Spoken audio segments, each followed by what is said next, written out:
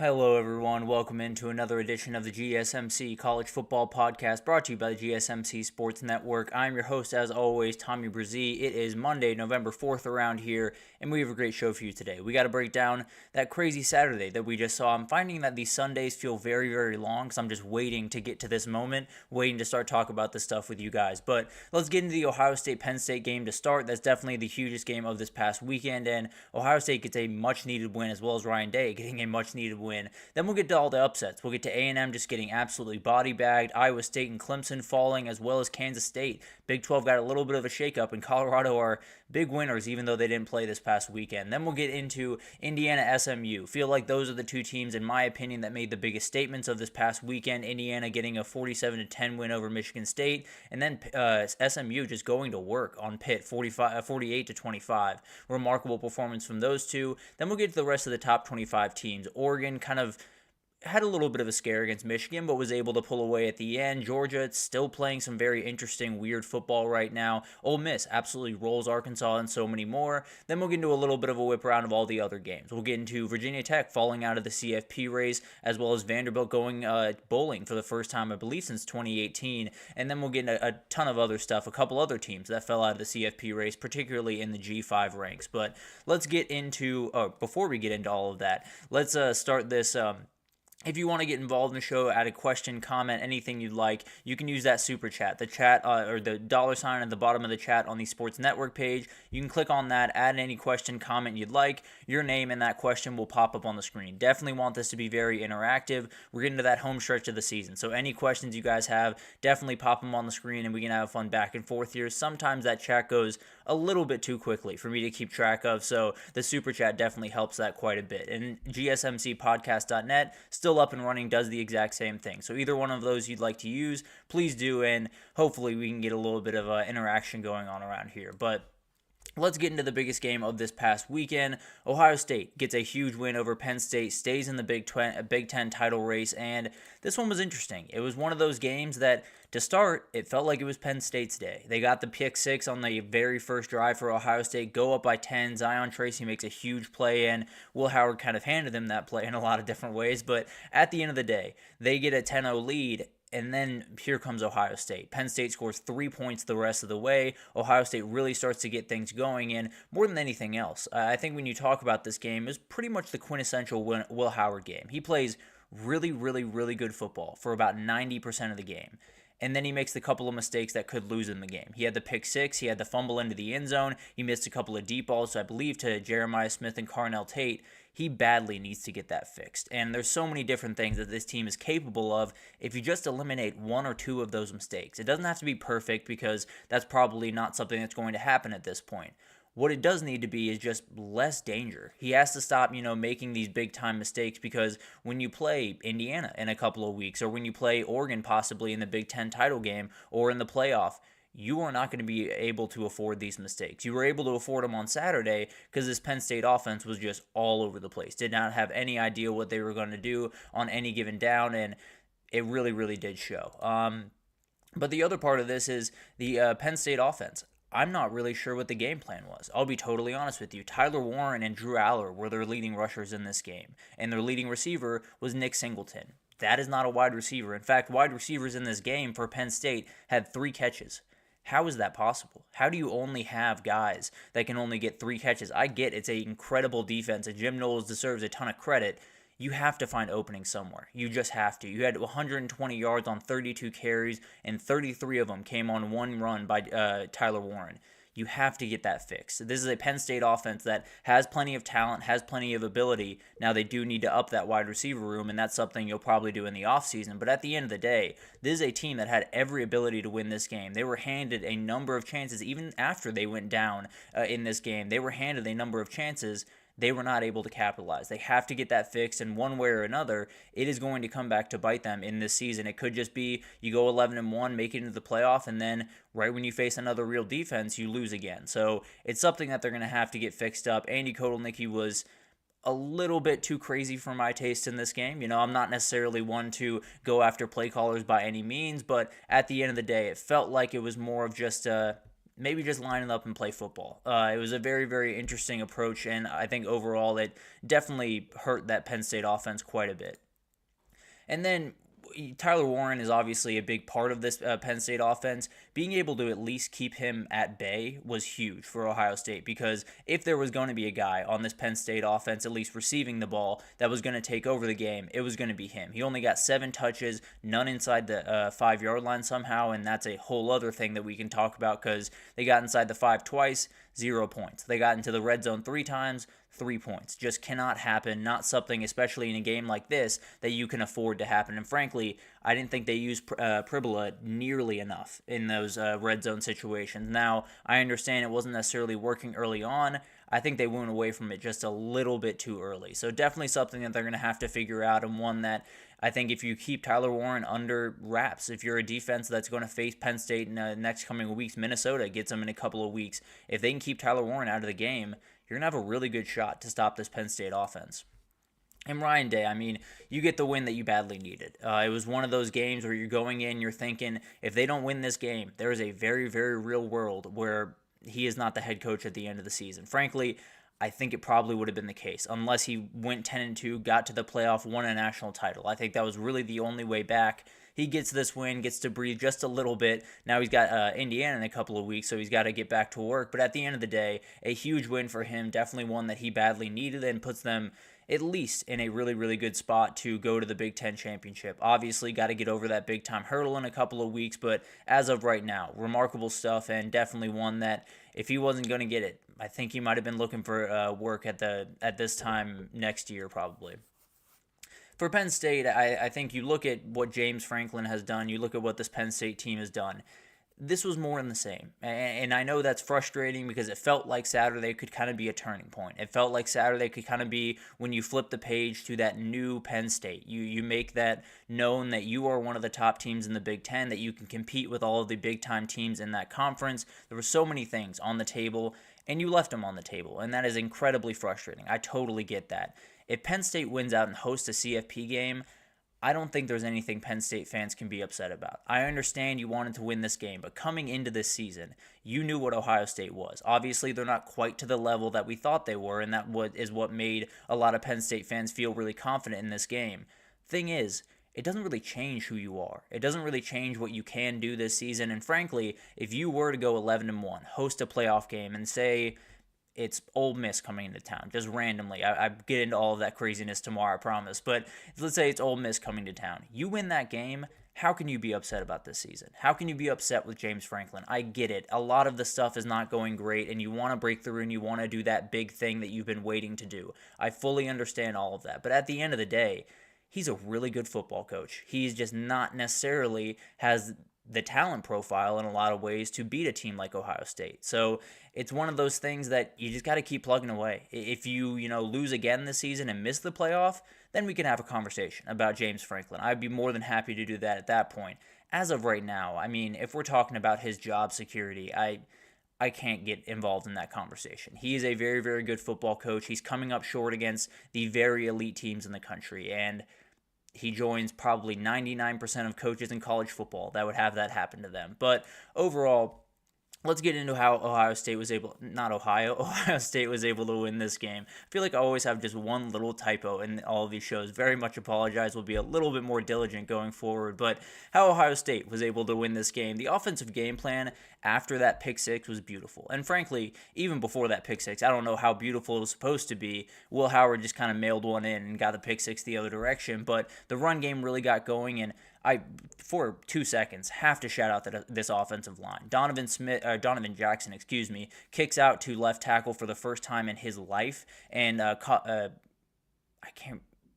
Carson Hinsman. I was looking for his first name. Apologies for that. Carson Hinsman comes in as the left guard. They did a great job. Donovan Jackson did get beat by Abdul Carter a couple of times.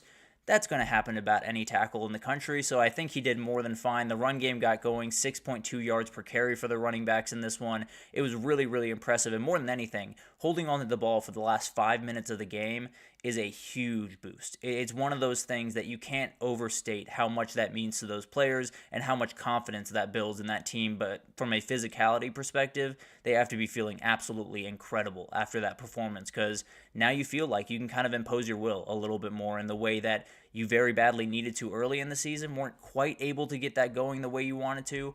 Finally, it feels like they've broken through, and this run game could be terrifying, even with a little bit of a dinged up offensive line. Will Howard's composure was huge to me, and I think it's one of those things that this is why they went and got him. I understand, there's these big mistakes, and you absolutely hate it, and it's not necessarily something you want if you're an Ohio State fan. They came and got him from Kansas State, not because he was an elite thrower of the football, not because he was absolutely all over the place when it came to making ridiculous plays with his legs, although he's plenty talented in that respect.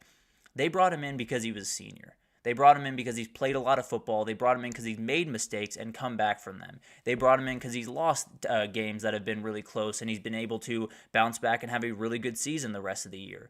That is his best attribute. It's not, his throwing ability. It's not his running ability. It's not his decision-making. It's obviously not his decision-making, respectfully. But at the end of the day, his composure, his leadership, his energy is the win for Ohio State. It's the big difference between him and Kyle McCord. After that pick six, he immediately led 2 touchdown drives. He stayed very, very calm, and it's one of those things that Ohio State badly needed last year, and they're finally getting it from their quarterback. And frankly, I think Kyle McCord would have been much better this year, but I do think Will Howard is the better option of the two. And then you made Aller beat you. Here's the thing. Drew Aller's a fantastic quarterback. I really do think he's going to be remarkable. I think he'll probably come back next year, and he will be one of the top guys for the NFL draft. I truly do believe that. I just think it's one of those things where if he does not have a run game to work with, like a lot of young quarterbacks out there, if he does not have a run game to work with, there's no way he's going to be able to beat you, especially with the back end like Ohio State. Nick Singleton, Katron Allen had 18 carries for 42 yards. That can't be a winning formula. You have to be able to run the ball, and if you're not going to be able to, then Aller's going to have to make plays that he's not comfortable making. That's just the reality of the situation. Now, next year, you could have a situation where he's able to throw in those tight windows, able to make all the plays even without the run game. But as of right now, he's just not all the way there, and that's more than fine. He's just got to step it up just a little bit more in some of those big games, especially a hypothetical playoff game down the stretch. So where do they go from here? That's the big-time question for both these teams as they head into the back end of their schedule. For Penn State, you're kind of in a weird spot. I understand how frustrating this game was, and simultaneously you lost a huge game in your program and one that could have changed your program in so many different ways. You also didn't lose anything when it comes to this year. You are still very much CFP bound. You should go 11-1. You have Washington, Purdue, Minnesota, and Maryland still on the schedule. Those Washington and Minnesota games, got to make sure you have your P's and Q's on, because you could lose. If you lose those games, feel pretty good that you will not be in the playoff. But that's still all up in the air. We'll see what happens there. But at the end of the day, you got to be very careful. You got to make sure that you take care of business the rest of the way. But you should be CFP bound. You should be in that 12-team playoff at the end of the year. And frankly, I don't know how upset you can be if you're a Nittany Lions fan with that season. 11-1 and in the playoff, it's probably where you've wanted to be for quite some time. And then Ohio State. We got to talk about what happened with them. A huge win, no doubt about that. They lose this one, and not only this year, but the entire program goes into a little bit of a disarray. I think they would be more than fine. Obviously, it's Ohio State. But having to replace your coach, having to do all that stuff is not something you want to do. They were able to avoid that at the very least. Now you got Purdue, Northwestern, before that huge one against Indiana, and then Michigan to finish. Now that Michigan game has been diminished just a little bit, but I promise you, Ohio State's going to come out with steam coming out of their ears, and if they win that Indiana game, they should be on their way to a Big Ten title and probably a rematch with Oregon. But incredible game. Oh, excuse me. Apologies for that. Incredible game. One of those games that the hype is remarkable going in. There were a couple of mistakes. It was a little bit of sloppy football at times, but a fantastic college football game nonetheless. Ohio State stays alive. Penn State, you're still very much in it. I know how upsetting that was, don't get me wrong, but you're still very much in this fight, and I don't think you're going anywhere. So I would feel really good if I was Penn State. Frankly, I would feel really good if I was Ohio State as well. So it's two teams that I fully expect to be in the CFP, but Ohio State gets the win, gets a much-needed win, and they continue to move forward. But let's take our first break here. When we come back, we got to talk about all the upsets. There were 4 different teams in the top, I believe, 20-ish that went down. Also, Illinois went down, but we'll get to that one a little bit later. But we'll talk about the 4 biggest ones right after this, so stick with us. I feel like I'm losing my mind. Is everybody in the world blind? Please, Lord, give me a sign, a sign. I feel like I'm losing my mind. Is everybody in the world blind? Please, Lord, give me a sign, a sign. I wanna be the greatest. Everybody on the fake shit. I look around and feel like everybody is the fakest. I make this every day and I'm impatient, hoping one day I blow up from the basement. Statement, the top is so vacant. I don't hear shit that I think is amazing. Waiting for my day when I'm playing sold out shows for 1,000 faces. Hey, give me that crown, get in my way and to be put down. It ain't your place, all this my town. If I want that shit, then I'll get it right now. I'm losing it, the noose it fits. I'm losing shit, a stupid myth. You choose to live or choose to dip. You choose to fight or lose your grip and lose a gift. I feel like I'm losing my mind. Is everybody in the world blind? Please, Lord, give me a sign, a sign. I feel like I'm losing my mind. Is everybody in the world blind? Alrighty, welcome back everyone. We just talked about that huge game up there in State College, Pennsylvania. Ohio State gets a big-time win, 20-13 over Penn State, and at least keeps themselves in the fight for that Big Ten title. Have a huge game against Indiana coming up, but as of right now, it looks like Ohio State is right back on track and could very well be a title contender once again. But let's get into the upsets, because that was the part that all of us were very excited about this past weekend, and all of us are very confused about on this Sunday morning or on this Monday morning, because I don't know which way this season's going to go. But let's start with the easy one. Let's start with Texas A&M, South Carolina. Wow. I did not expect this. I did not think it was going to be this aggressive. I did pick South Carolina to win the game.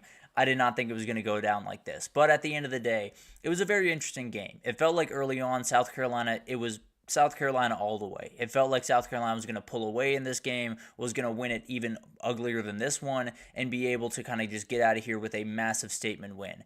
Then A&M kind of found their way back into the game. They somehow were able to tie it 20-20 going into halftime, and it took a South Carolina field goal to even tie it going into halftime. So A&M was able to find their footing. Marcel Reed was able to make a couple of plays, and they really got rolling downhill.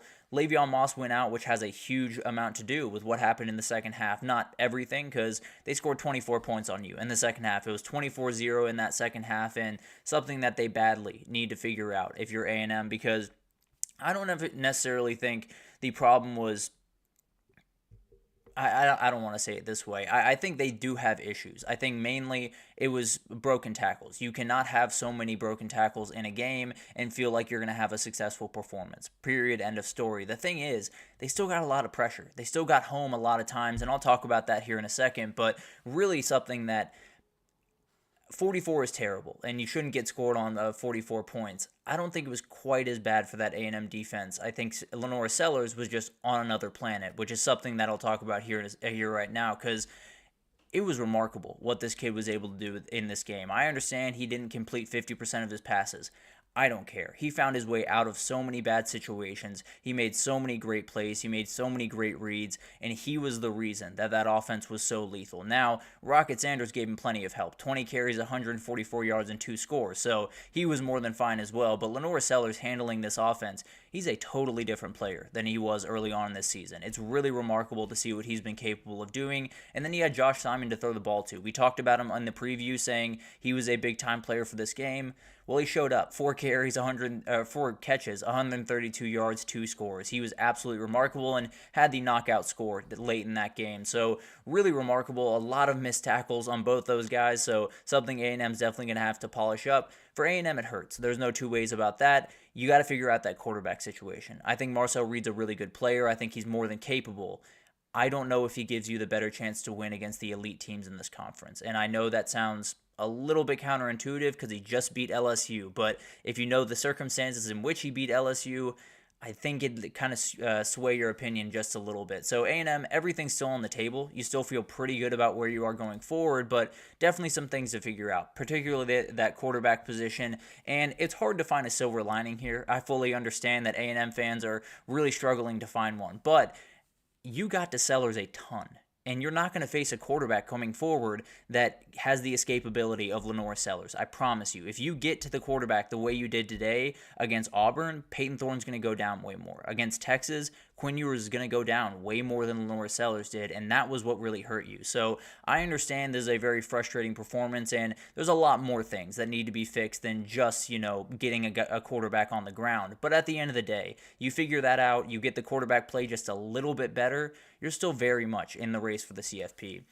And then for South Carolina, a huge win. They've had multiple chances this year against LSU and Bama, and for some reasons beyond their control, those games were not wins. But at the end of the day, this is a program that could be very dangerous in 2025, and honestly, if things go awry in November, a 9-3 South Carolina would possibly get my vote for the CFP. But that's something we will handle later on in the season. Obviously, it would take a lot from South Carolina, 3 straight wins to finish out the season. But moving forward, we got a couple more to talk about here. Iowa State falls to Texas Tech in a game where it's a funny one. It keeps Texas Tech in the fight and very much important for the Red Raiders down the stretch of this season and sets up a really good one against Colorado next week.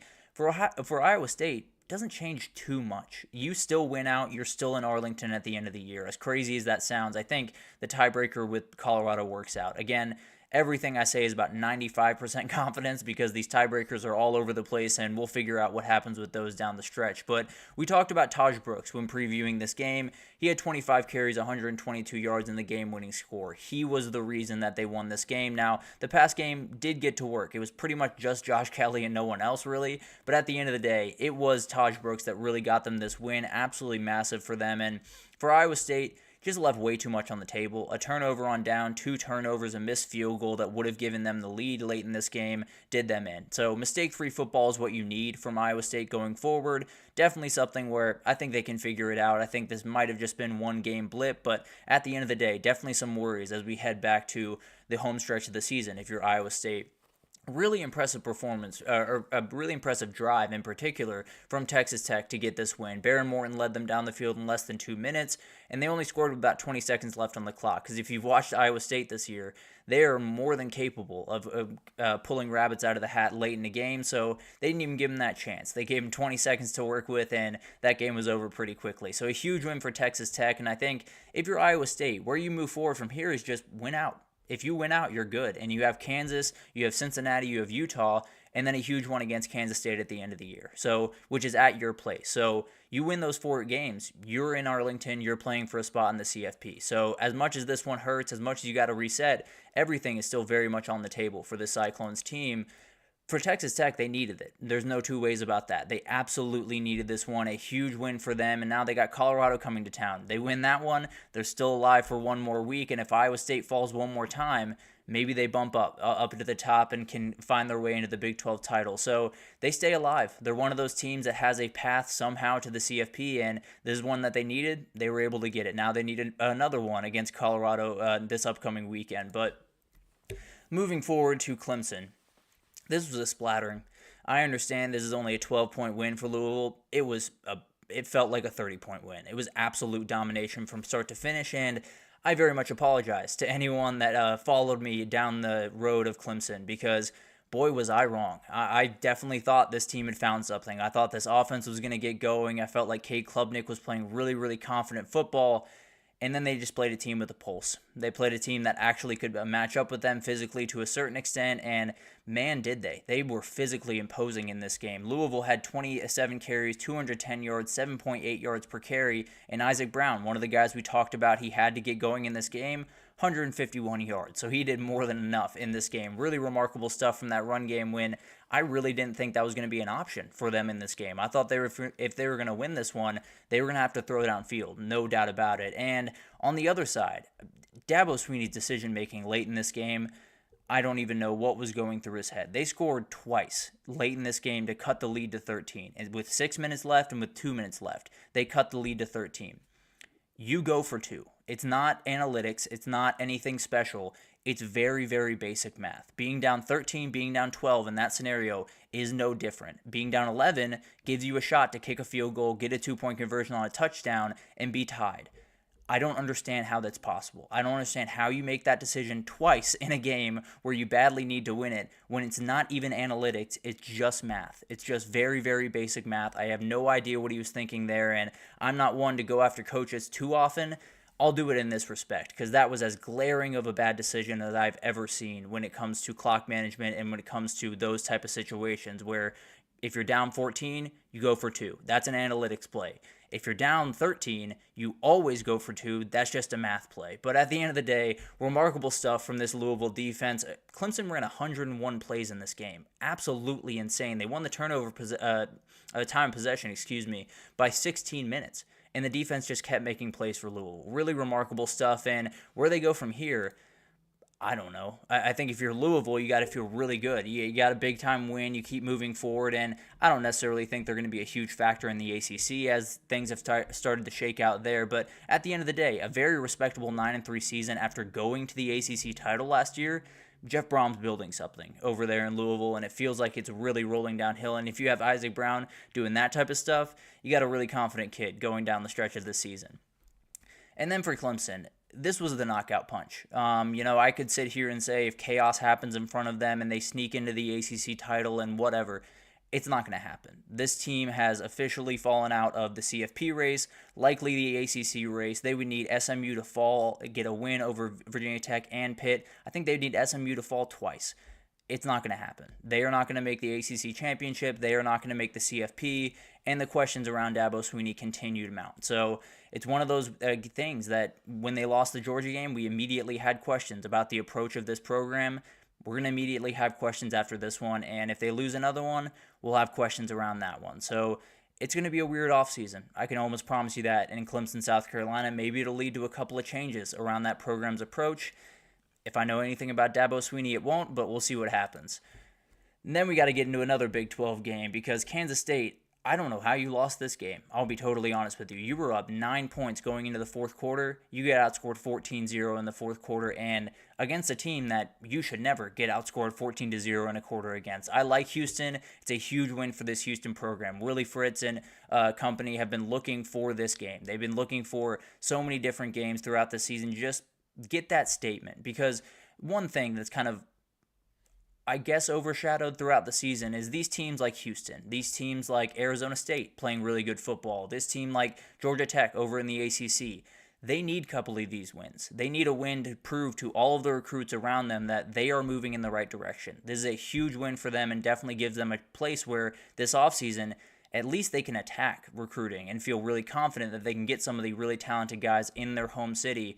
It'll be really interesting to see what this program is going forward, but this feels like one of those wins that every program that is successful going forward has in their first season. He finally got it, and it feels like they could be rolling downhill, and not enough can be said about Zion Chris coming into this game in a very, very interesting kind of area. It wasn't necessarily the perfect situation when he came in for Donovan Smith a couple of weeks ago, but he was perfect Saturday. He went 11 for 11, passing the ball 103 yards and 1 touchdown. He also had 75 yards and 2 scores on the ground. The dude is absolutely remarkable and makes life just incredibly tough for any defense he faces. I absolutely love the kid, and frankly, I think he's going to be a dude next year. And then Kansas State officially does not control their own destiny. They're going to need another loss from Colorado. They do have the tiebreaker, so if Texas Tech were to beat Colorado this upcoming weekend, I think they would then be above Colorado and probably be still in the fight for the Big 12 title. I don't know how it would work with that Texas Tech team, but at the end of the day, they would at least be in the fight. You beat Iowa State at the end of the year, maybe you're in it. It'll be very interesting to watch that shake out, but at the end of the day, Kansas State takes a very, very tough hit, and I think where you go from here is just you got to try to win out. If you can win that Iowa State game, at least you give yourself a shot. I do think that Texas Tech would get in front of them because of tiebreakers and all that craziness, but at the end of the day, you'll give yourself a shot, and that's all you can ask for. Maybe Colorado loses this weekend, and then Texas Tech falls later in the year, and you find yourself in the Big 12 title. But at the end of the day, it feels like a big missed opportunity. It feels like they had a chance to really put their stamp on this conference, and they left it on the table. And then for Houston, massive win. You absolutely need this for recruiting. You absolutely need this for 2024. 2025. They get another shot with BYU at the end of the year. If they're able to win that one, things get really interesting. But they can go bowling with wins over Arizona and Baylor. Baylor's proving to be a little bit tougher than we thought early in the season. Arizona proving to be a lot softer than we thought early in the season. But at the end of the day, a very huge win for this team. And regardless of if they go bowling or not, this is one that is going to help them on the recruiting trail. I can promise you that. But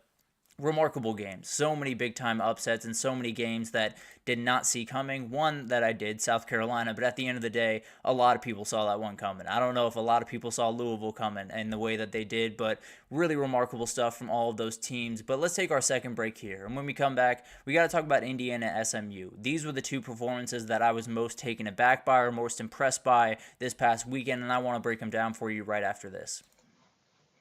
Looking for your daily fix of sports talk without having to pay for it? GSMC Sports Network is available on YouTube. Just search GSMC Sports Network.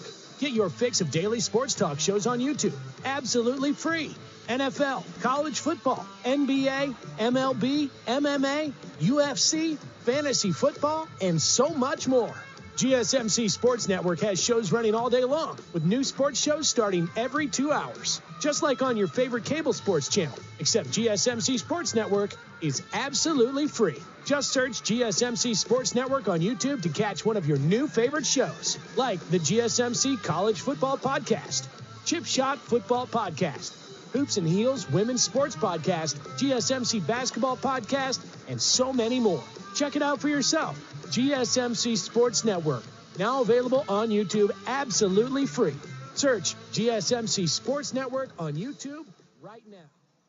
Alrighty, welcome back everyone. We just talked about all of the big-time upsets of this past weekend. Big 12 got quite the shakeup, and Clemson just got dominated. Along with A&M, both those teams just got absolutely railroaded this past weekend by teams that probably shouldn't have gotten railroaded by. But at the end of the day, still everything on the table, at least for A&M, not so much for Clemson, but we'll talk about Clemson more, I can promise you that. But let's get into these two games. These were the two games that, at least in my opinion, were the biggest statements. They were the ones that really, really proved a lot to so many different people around the country and possibly got you to look at these teams a little bit differently. Now, if you're an Indiana hater, you probably have every reason to still be an Indiana hater this morning, but at the end of the day, I am not, so I'm going to go ahead and praise them really quickly. But they went down for the first time this year for a full quarter. They were down 10-0 in this game. Then they respond with 47 unanswered. It was absolutely insane. It was one of those things where you're thinking, okay, we got a little bit of a dogfight. Indiana's going to have to scratch this one out. Maybe they'll fall for the first time this year. And then they just went to work. It was absolutely incredible. The worry around this team was, how healthy is Curtis Rourke? How healthy is he going to be? Is he going to be ready to throw the ball down the field the way he needs to? He really needed to, and he answered the bell. 19 for 29, 263, 4 touchdowns. That's really, really good stuff, and it's exactly what he needs. Frankly, that dude should be in the Heisman conversation, but that's a conversation for a totally another day. Those 4 guys up front are making it a little bit tough for some of these other guys to find their way into that conversation. But I think we just have to talk about Indiana as a whole, because we talk about this offense. We know how good it is. Curtis Rourke leading the way. You have Justice Ellison. You have Tyson Lawton, in the backfield. You have tons of talented receivers and Elijah Surratt and plenty of other guys. This defense is for real. Michigan State turned the ball over twice. They totaled under 200 yards in the game. It was remarkable what this defense was able to do, and they're really good on pretty much every level. They have 2 linebackers that are all over the place. They have a D-line that isn't necessarily, remarkable or isn't necessarily world beaters, but is plenty formidable. And then you have a number of other guys around that back end that are problems. D'Angelo Pons is one of my favorite players in the entire country, and he's just incredible to watch. At 5'9", he is doing just ridiculous things. And then I'm not sure what more needs to be said about Indiana. I think, everyone has that old tried and true method of who have they played type of energy. I don't much care about that. I'll be totally honest with you. This is a very for real team. They are playing really, really good football. They're handling business against teams that were not so easy for others to handle business against, like Michigan State. We saw Michigan come in there and essentially get beat, but find a way to win that game. There were so many different teams that have struggled with this Michigan State team this year. Not Indiana. They handle business very, very efficiently, and it's been the case for pretty much every game they've played this year. So not enough can be said about what Curt Cignetti has done. Obviously, plenty of work to be done. You still have that Ohio State game. You somehow win it. You are firmly in the Big Ten title and firmly in the playoff. You lose it, I still think you should very well be in, but that's one of those things that we'll figure out what happens in November, and maybe, just maybe, the CFP does a very, very bad thing and leaves out an 11-1 Indiana. I don't know that that'll happen. I wouldn't bet necessarily on that happening, but you know how they work. It could get a little bit wild. How Indiana was able to get this win, I think the ability to respond was probably the biggest thing that stood out to me, because obviously being down 10 early in this game, being down 10 in the first quarter is not all that big of a deal. It's not necessarily the worst thing in the world. Tons of teams have come back from that. It's a place they've never been this entire season. It's a place that they've never looked up at a scoreboard and seen a team have more points than them, which sounds crazy, but that is actually the case. It was the first time they trailed all season, and they didn't just regroup and get the win. They regrouped and dominated this team. They went for 47 unanswered points. They absolutely did whatever they wanted offensively and defensively. That's the other key to the game. This run defense is absolutely for real. Michigan State had 32 carries, negative 36 rush yards. You do include sack yards in that, so take that for what you will. But at the end of the day, outright domination from this Hoosier front seven. All of the pressure was put on Aiden Childs to make the plays, and I think we all understand when that happens, he's not necessarily the guy that's going to will you to a win like this one. So, remarkable performance from them, and man, that front seven is doing really, really good work against the run game. And then Curtis Work stepping up. There's so many different things that could have gone wrong in this game. There's so many different ways that Curtis Work wouldn't have been 100%. They had to bring in Taven Jackson, especially if you're down 10-0, and then you have to make a quarterback change. You get a little bit more nervous. He was able to be fully healthy. He was able to fully go into this game and go for over 250, 4 scores. Really, really incredible stuff, especially when no running back got over 35 yards rushing. He picked up all of the slack for this team in his first game back. And then where they go from here, I think for Michigan State, this is a tough one, no doubt about that. You do need to win 2 out of the last 3 against Illinois, Purdue, and Rutgers to get bowl eligible. I tend to believe they'll do that, but we'll see what happens there. It would have been a huge win for this program, no doubt about that. I still think they're heading in the right direction. I still think Aiden Childs is a very dangerous player in 2025. But as of right now, you're just missing too much. You just don't necessarily have all the guys that you need on that team. And once you add a couple of receivers to Nick Marsh, once you get that run game going a little bit better and that O-line is a little bit more stout, I think is a very dangerous team under Jonathan Smith. They just missed the mark on Saturday. Moving on to Pitt SMU, a huge, huge game for Pitt. Actually, let me go back here for a second. Apologies, but Indiana, I think nothing more needs to be said at this point. They are on their way to a possible CFP. Even if they lose, I think they should be firmly in that conversation. If they win it, they're going to the Big Ten title and could just shock the world and be maybe the 2 seed in that CFP. Now moving forward to Pitt SMU, because this was remarkable. This was not not one that was on my bingo card for this game. I'll be totally honest. I thought there were going to be points scored.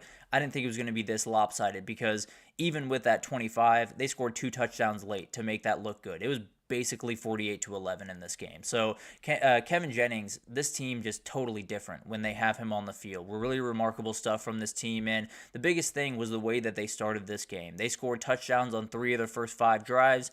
In the same time for Pitt, they had a field goal, a missed field goal, 2 punts, and a fumble. Not necessarily quite the same thing. Not necessarily the same remote execution. So very badly needs to get that on track, and one of those things that you lose this game, you could be an 11-1 team at the end of the year. I don't know what happens in the CFP, but we'll get to that here in a second. But this was domination.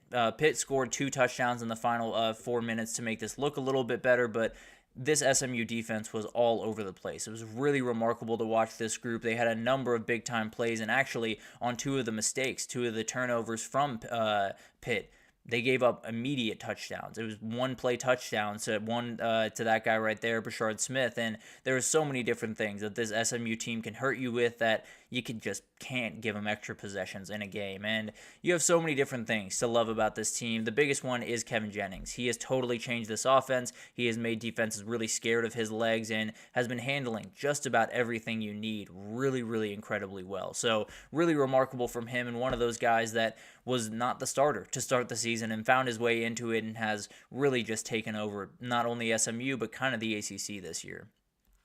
And then for Pitt, I think this defense for SMU was just flying around. I understand this Pitt performance, it's been the last couple of weeks, has been a little bit disappointing, but at the end of the day, this SMU defense was just all over the place, and they've been really good for the past couple of weeks. Gave up 10 points to Stanford, 27 to Duke, while the offense gave up the ball 6 times, and now you essentially gave up 11 on Saturday. I understand you got the 2 touchdowns with Nate Yarnell in there, but I don't necessarily am going to count those against those. Those linebackers, Kobe Wilson and Ahmad Gardner, one of the best duos in the entire country. They're going to be a problem for pretty much anyone they face, and they could very well be on their way to an ACC title game.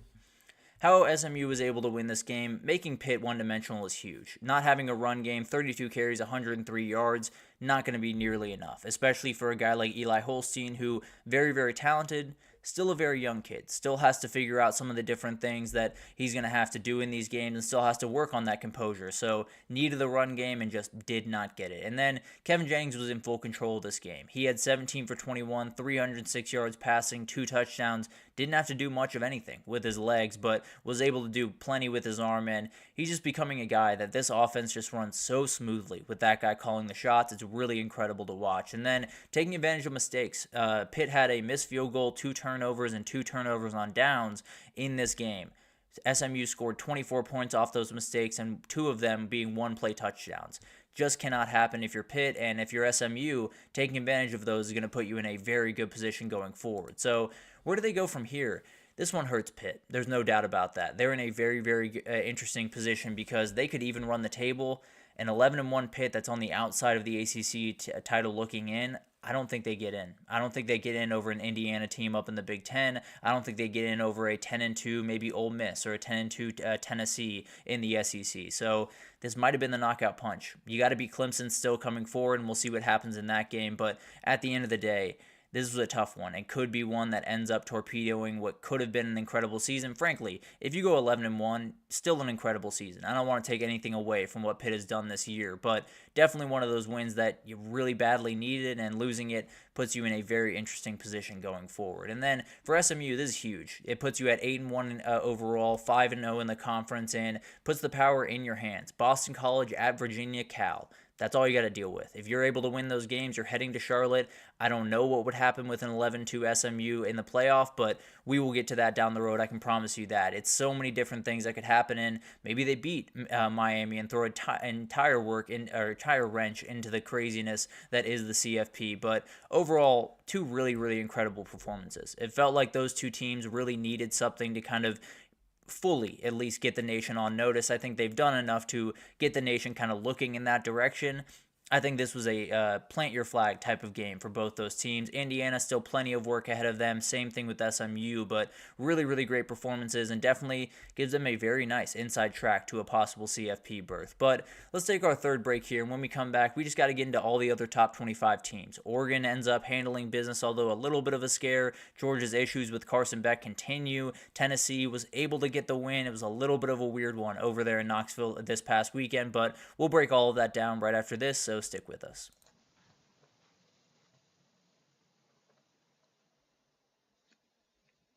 For the best and latest podcasts available anywhere, go to the podcast app on your cell phone and type in GSMC to access free content-rich podcasts on health and wellness, book reviews, sports, entertainment, relationships, social media, movies, technology, finance, and even weird news. Subscribe and download the GSMC Podcast Network's family of shows, available everywhere podcasts are found. Alrighty, welcome back everyone. We just talked about some of the different statement performances from this past weekend. Indiana and SMU just got huge dominating wins and definitely put themselves in a great place for the CFP going forward, but let's get into a couple of top 25 reactions because we had a number of games that were just kind of weird. There were a number of teams that struggled early and were able to pull away. There were a number of teams that struggled pretty much all the way throughout and definitely had a very tough performance this past weekend. But we'll start with the number 1 team in the country. Oregon wins this game 38-17. They win it on a weird touchdown play with about 25 seconds left to go. So really 31-17 is probably the score that is more indicative of this game. And frankly, this one got a little bit sketchy there for a second. There was a play down 14 for Michigan, 4th and 5, I believe somewhere on the 7 or 8, and they had Samaj Morgan throw a pass. Don't know why. Very weird with the way Davis Warren was throwing the ball in this game, because he was really good. He went to 12 for 21, 164, 2 touchdowns. If that's what you're going to get from your quarterback, that's about as good as you can possibly get. It was really, really good stuff when this run game did not get going even at all. They didn't get going. It was absolutely domination on the side of Oregon in that run game, and Davis Warren picked up the slack. And another game where he's giving you pretty good quarterback play, and he still just cannot fully break through the way that you want to. But on the other side, Dillon Gabriel went about his business. 22 for 34, 294, a score through the air, and then a 23-yard rushing touchdown as well. He is a very, very talented guy, and he is only 1 touchdown behind Case Keenum for that FBS record now. So I would expect him to break it likely this upcoming weekend. I believe they play this upcoming weekend, so yes, this upcoming weekend it'll be interesting to watch, but Oregon kind of just put a stamp on that number 1 position. I think they just kind of really showed everyone that they deserve to be the number 1 team in the country, that they're the best team in the country right about now, and we'll see what happens going forward. But a huge win where it got a little bit scary for a second, but Oregon was able to get the win and continue on their merry way. Then we had Georgia, and this was a very, very interesting game because Carson Beck turned over the ball yet again. He had 3 interceptions for the 3rd game this year. He had a number of different mistakes throughout the first 3 quarters of this game. Thing is, he finished 12 for 14 with over 150 yards and 2 touchdowns to finish to get Georgia this win. So I understand the frustration. He has to clean that up. I think the biggest thing for him is just take what the defense gives you. So much last year, there were so many fans that were like, push the ball downfield, be more aggressive, do the things that elite quarterbacks do and all of that type of stuff. And I understand some of that. I understood it back then. I still understand. You want to push the ball downfield. You want to be aggressive. Now he's being a little too aggressive. You got to find the happy medium. You got to find a way to get to that medium, and then you'll probably be a very, very effective quarterback. I think he's just doing a little bit too much. I think he's just trying to push the ball just a little bit too much, and once he just says, okay, I'm just going to take the open receiver, I'm not going to overthink this, I'm not going to try to make big plays when they're not there, he'll be more than fine. Now, Georgia's still a very good team, and this is one of those things that I get the frustration around them, and I do think it's something that they're going to have to get fixed up, but if you can find a medium for Carson Beck in those turnover troubles, you're going to be more than fine. This defense was flying around again on Saturday. It wasn't quite as dominant as it was against Texas, but was plenty good. DJ Lagway leaving this game totally changed it for Florida. I can't sit here and say they definitely would have won if he was in that game.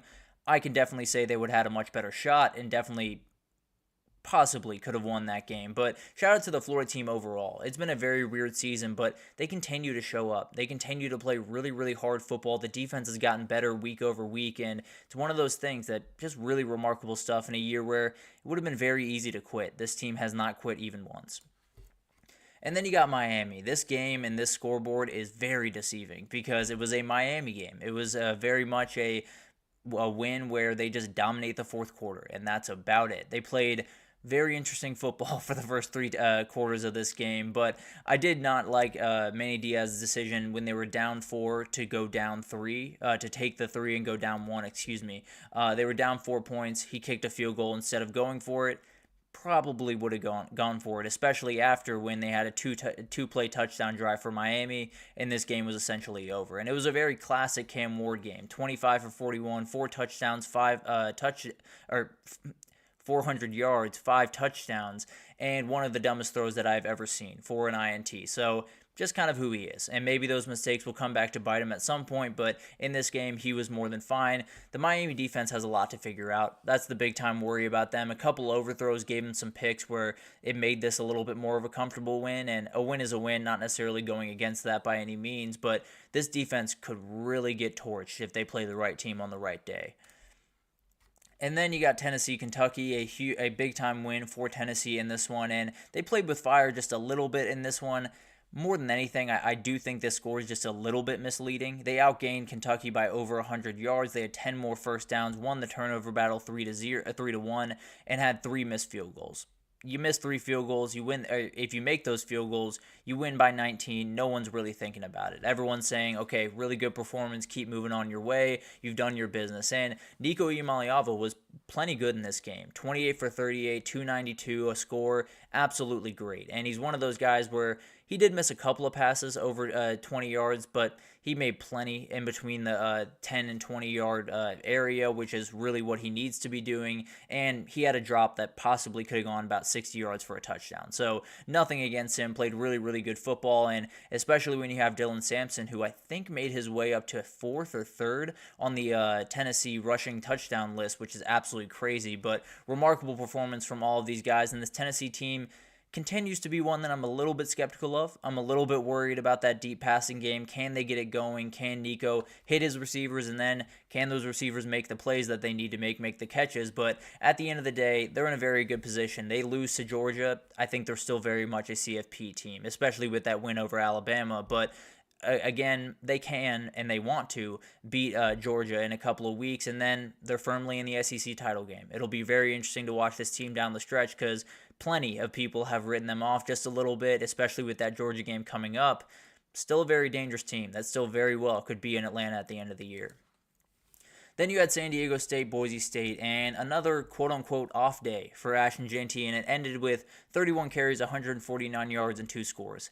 That is an off day for this kid, and that is absolutely insane. I do think he has to put up just ridiculous numbers the rest of the way, so he probably took a little bit of a hit in the Heisman race. If he's not in New York City, we riot. I don't know how that would even be possible, but if he is not in one of those 4 seats or 5 seats or however many they decide in a given year, he deserves to be there. If he's not there, then I have a big problem with the Heisman going forward. I already have a big problem with the Heisman, but I have an even bigger problem with the Heisman going forward. As for the rest of the team, SDSU did everything they could to slow down Ashton Jeanty, and they did a good job early on. I believe he only had 37 yards at halftime. Thing is, Maddox Madsen had 4 passing touchdowns in the first half, and Boise State led 25 at halftime. So pick your poison. You're more than welcome to sell out to stop Ashton Jeanty, and you probably do need to do that if you're going to be able to beat this Boise State team. Thing is, they got plenty of receivers that can hurt you on the back end, and they got a quarterback that is more than happy to take all of the open windows you're giving him and just lay a ball in there. So this Boise State team is very, very dangerous. The pass rush is incredibly good. They're all over the place, really, every single game, and they're the CFP favorite right now. You know, that Army team probably has to lose one more, but they got Notre Dame in a couple of weeks, and this Boise State team just looks like one where I don't know if anyone other than UNLV in this Mountain West Conference can compete with them, and UNLV was lost that game at home. So who knows what would happen, but as of right now, Boise State continues on their merry way. Ashton Jeanty at the very least stays at near the top of the Heisman conversation, and they get a big-time win and continue towards that Mountain West title. Then you had this game, because I don't know. I was as wrong as I've ever been on this show when I was talking about this game. And to be fair, I did pick Florida State to go to the CFP, so not as wrong as I have been, but this was all over the place. I don't know how this happened. I know the Arkansas back end is not all that great. They gotten exposed a number of different times. I didn't think it was going to be like this, especially without Trey Harris in the game. I didn't think it was going to be like this, but Ole Miss was able to roll. Jackson Dart went for 515, 6 touchdowns with only 6 incompletions in this game. Remarkable. And he also led them in rushing, which is a problem, something we're going to have to watch this upcoming weekend against Georgia. But Jordan Watkins, 8 catches, 254, and 5 touchdowns. Remarkable. They were all over the place. They made so many different plays, and it was really one of those games where it was over pretty quickly. Ole Miss just imposed their will pretty much from the jump, and so many people wrote off this Ole Miss team after the LSU loss, kind of including myself, I'll be totally honest, but they've kind of found their way back into it. They got Georgia this weekend. They win that one. CFP's right back in play. They do need to beat Florida and then Mississippi State, but at the end of the day, this team is rolling right along, and with a win this upcoming weekend, everything is back on the table for this Ole Miss team. Then you had Army. They were able to stay undefeated, and they were the only FBS team that has never trailed this year. Officially, with Indiana falling off that list, they were able to get it done. Not necessarily the domination that you wanted to hand out to your rival, but without Bryson Daly on the field, got to feel pretty good about this performance. And as much as attention as Bryson Daly has gotten, and he fully deserves all of it, Kanye Udoh is a very good player. He had 22 carries, 158 yards, 2 scores in this game. He was the offense in the second half of this game. Really remarkable stuff from him, and someone that I think if you're going to watch Army, I understand Bryson Daly is going to steal all the headlines. Number 6 is a very, very fun player and one of those guys that in a triple option offense, in any offense, would be an absolute problem, but especially in that offense is really remarkable to watch. So Army continues to roll along. They have North Texas this upcoming week, one to watch for the upset alert later in the week, but that's a huge one. And then you got Notre Dame. You got the one that you absolutely have to win. If you win that one, you are going to be the CFP team from the G5. Now, you still got to win the American. You still have work in front of you, but you will be firmly the best team in the G5 and firmly in the driver's seat to win, to get to the CFP. Thing is, you lose that game to Notre Dame, I think Boise State would probably beat you out. So, got to be very careful. We'll see what happens over the next couple of weeks, but they stay undefeated. First time since, I believe, 1998 that they are 8-0 on a season. Really remarkable stuff, and they hope they can continue towards that CFP berth.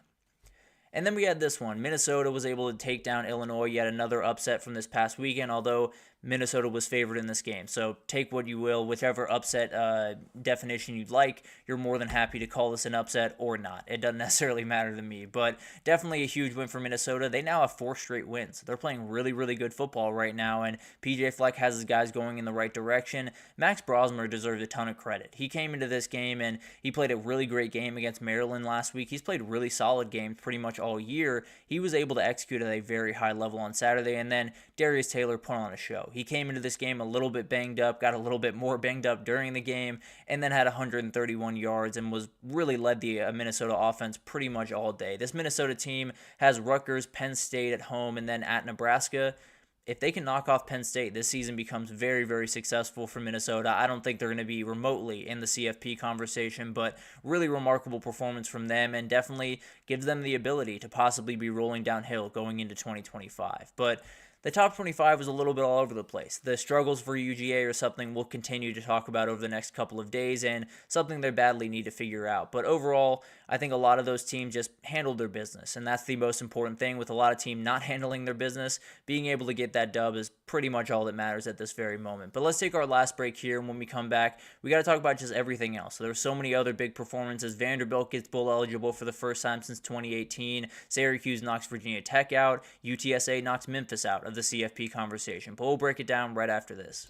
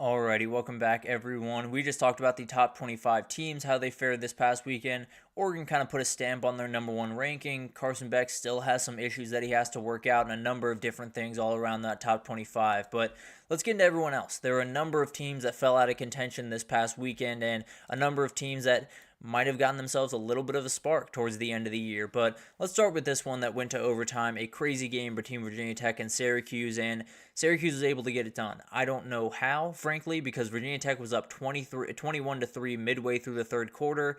Then they allowed touchdowns on 4 of the final 5 drives for Syracuse and let them back in this one. Now, no Kyron Jones, no Baishal Tootin definitely hurt them in this game, but Colin Schlee played more than fine. This run game was relatively, at least, more than fine. The defense really kind of lost this game for them, and it was very, very tough to watch. But at the end of the day, they're officially out of the ACC race. Virginia Tech no longer has a crazy path to find their way into that conference championship and get a remarkable win over Miami or over SMU. But at the end of the day, still a year overall for Virginia Tech that didn't go the way you wanted it by any means. I do think there's still a lot of stuff to like about that program. And then for Syracuse, this one was huge. You become bowl eligible, and more than anything, outside of Miami at the very end of the year, you could win out the rest of the way. And then that's a 9-3 season in Fran Brown's first year at Syracuse. Remarkable stuff from him and that coaching staff. Not enough can be said. He probably won't win Coach of the Year in the ACC because of what Rhett Lashley's doing, because of what Mario Cristobal's doing, but man, he should be right in that conversation, that's for sure. Oh, excuse me, I'm on the wrong thing here. There we go. Vanderbilt gets another big-time win, another bowl-eligible team for the first time since 2018. They are going bowling, and this one, it wasn't about Diego Pavia. For the first time probably all this season for Vanderbilt, it was not about Diego Pavia. It was about this defense flying around, really stonewalling Auburn in so many different ways. I mean, Jarquez Hunter had 50 yards rushing in this game, and Auburn overall had 88 yards rushing on 29 carries. It was not a good day for this Auburn offense running the ball, and as you can imagine, it was not a great day for them throwing the ball because of that. So a huge performance from this Vanderbilt defense that, frankly, I didn't even know if they were capable of. Probably the best defensive performance they've had all year, and Vanderbilt ran the ball worse. They had less pass yards. They completed 7 passes on the day, and they were able to get a 10-point win. That is everything about that defense and everything about this coaching staff. It's a really, really well-coached team. They don't make mistakes. They don't hand you the ball too much. In fact, they have 5 turnovers on the season. 3 of them came against Texas this past weekend. So a lot of this stuff has just been really incredible and comes back to just how good Clark Lee has done with this team. Then you got UCLA, Nebraska. Got to give some love to the Bruins here because this is 2 straight wins in the Big Ten. And you look back at their schedule, they played really tough teams to start this Big Ten slate. So not to say they're a team that is going to be, dominate the rest of the way and beat Iowa, beat Washington, I wrote down Iowa again. I don't know who they play. USC is what I'm looking for at the end of the year. If they're able to win those games, I'm not necessarily saying they will. What I am saying is the teams they played to start the year were insanely tougher than the couple of teams they played the last little bit and the teams that they'll play the rest of the way. So maybe this is just a UCLA team that we didn't give enough credit for early on in the year because they were losing to the elite of the elite in the conference. And now they're playing a little bit more around their area and they're playing really good football. And Ethan Garber's playing really good football for kind of the first time this year. It started last week and he went 17 for 25, 219, 2 scores through the air, and led UCLA in rushing with 56 yards rushing. Not something you want necessarily, but if you're UCLA, you'll take it any way you can get it. And for Nebraska, I don't really know what to say. I got to be totally honest with you. You lost 4 of the last 6. After that Colorado game, it felt like everything was rolling downhill. It felt like Matt Rhule was going to get this team going, and you look forward to USC, at USC, Wisconsin, and at Iowa. I wonder if they're going to make a bowl game. It was an absolute collapse from a really good start to the season. Now, Dylan Raiola, very young quarterback, coming back next year. A lot of things could change next year. But man, it's just the same story over and over again. It feels like for Nebraska, and I can't imagine Nebraska fans have too much more patience left. Moving forward to this game, Washington was able to get a 26-21 win over USC and came down to the wire. USC had a chance to win it, a 4th down on about the 10-yard line. Couldn't get it done. Washington makes yet another play defensively in this one, and you very badly needed it if you're Washington. Move to 5-4 on the season. Give yourself a really good shot at the bowl game. For USC, 4-5, and you lost 4 of your last 5 games. It's been really, really ugly. They have to win 2 of the next 3 against Nebraska, UCLA, and Notre Dame to go bowl eligible.